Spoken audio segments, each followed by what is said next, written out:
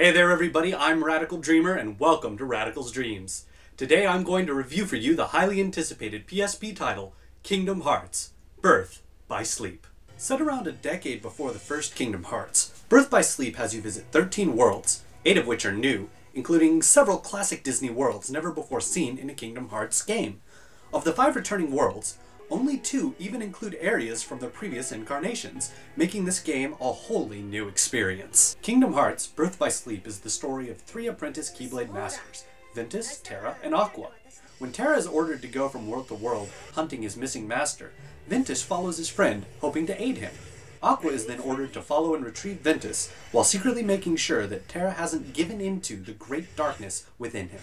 From this point, the story diverges into 3 separate narratives depending on which of the 3 characters you choose to play. As opposed to the omniscient third-person narrator who controls your camera in so many games, showing you the actions of absent villains and heroes alike, Birth by Sleep limits you to the information immediately surrounding your chosen character. By seeing only what your character sees, you share in their thoughts and confusion as they try to piece together all that's happening while trying to make the best decisions that they can. Thus, when the main characters come into conflict, you don't sit above the action knowing who is right and who is wrong and why. Rather, you side with your character 100% and wonder what the hell the other characters are thinking. Of course, using this storytelling technique means that to get the full story, and in the case of Birth by Sleep, unlock the final episode, you will have to beat the game 3 times. Once as each character. Going in, I thought it would be very easy, and perhaps even expected, for Square to use this narrative structure as no more than an excuse to go to the same places, see the same events, and do the same things, just to triple the game's size. I am still in shock at how wrong that assumption was. Upon visiting any given world, each character visits only about half the areas in that world, leaving many places unseen on the first playthrough. What areas are accessible is dependent not only on which character you are, but also on the point at which they arrive in the world's Disney story. Take Cinderella's world, for example. Vin arrives first, and thus all the missions are inside Cinderella's house. Terra arrives soon after and spends his time in the castle during the ball.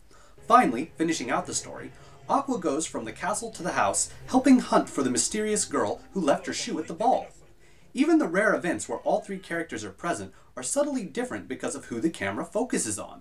Despite losing a second thumbstick and 2 trigger buttons, the controls in Birth by Sleep are superior to those of its PS2 brothers. Sure, performing precision platforming can be a chore, but thanks to the retooled skill and magic system, combat reaches new levels of enjoyment. In addition to normal attacks, you can equip special attacks and spells in the menu and then use them with the triangle button in battle. Skills and spells can be combined with each other to create new ones. There are over 100 possible spells and skills to obtain.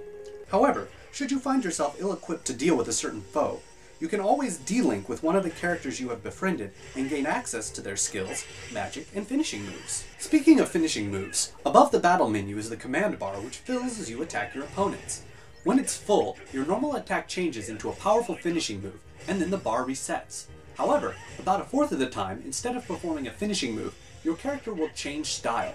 Which style you do is dependent on the element of the spells and attacks you've been using. Much like Kingdom Hearts 2's Drive Forms, your character gains a whole new moveset and a major boost in power. This style form lasts indefinitely until either the command bar drops to 0, or the command bar fills completely and triggers a style-specific finishing move. But we're not done yet. About a fourth of the time, instead of a finishing move, you will style change a second time into an even more powerful form. And since your command bar will fill up at least once per battle, you will find yourself spending entire areas in one special style or another. Lastly, there's an FPS type mode you can go into. I found it rather useless, but it's there if you're low on life and afraid to melee. You know, I always thought that Phil was just kind of an ass for calling Sora Kid and Junior Hero, but after spending 5 eye-bleeding minutes as a true Keyblade Master, I realized he's right. Sora's a freaking wuss. Due to hardware limitations, you will spend most of this Kingdom Hearts without a party. While the PSP has no problem rendering your character and any number of enemies, when friendly AIs enter the mix, there's a noticeable drop in frame rate. To minimize the slowdown, party battles are mostly restricted to a few choice battles where only one enemy is present. Other than this, and an occasional frame rate drop immediately after loading a new area, Birth by Sleep looks great. The battles look amazing and the level designs are on par with Kingdom Hearts 2. Beyond the opening, Square chose not to include any of their famous pre-rendered cutscenes. Surprisingly, this is not a negative thing, as it serves to add a nice sense of continuity and flow to the game. And besides, I'm sure they needed the space. After all, Birth by Sleep is fully scored and over 90% voiced. For those of you who can't get enough, there are plenty of extras in Birth by Sleep. In addition to both a co-op and competitive multiplayer battle arena, there's a ton of mini-games in Disneytown. My personal favorite extra is the cinema mode, where you can watch any cutscene from the entirety of the game. In the end, Birth by Sleep takes about 40 hours to beat. However, with all the magic, skills, dealings, finishing moves, limit breaks, and FPS modes to level up, not to even mention the mini-games or multiplayer, you'll be lucky to do it in twice that time. This game succeeds on every level and has more bang for its buck than any game the PSP has seen before. Fan or not, you'll be doing yourself a major disservice if you don't pick up Kingdom Hearts Birth by Sleep. If I still haven't sold you on this, let me put it another way.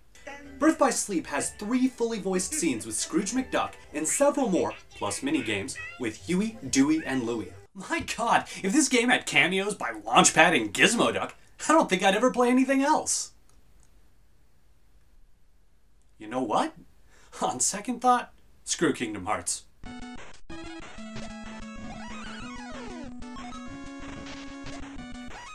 Man, I can't wait till I'm old enough to get away with going around the world, beating people with a cane and stealing their stuff. Old age is gonna be awesome.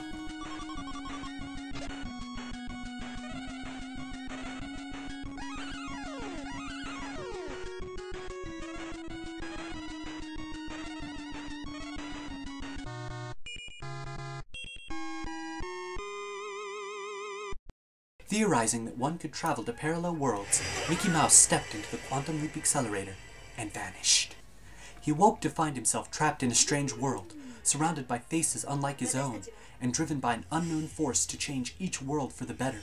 And so, Mickey Mouse finds himself leaping from world to world, striving to make right what might go wrong, and hoping each time that his next leap will be the leap home.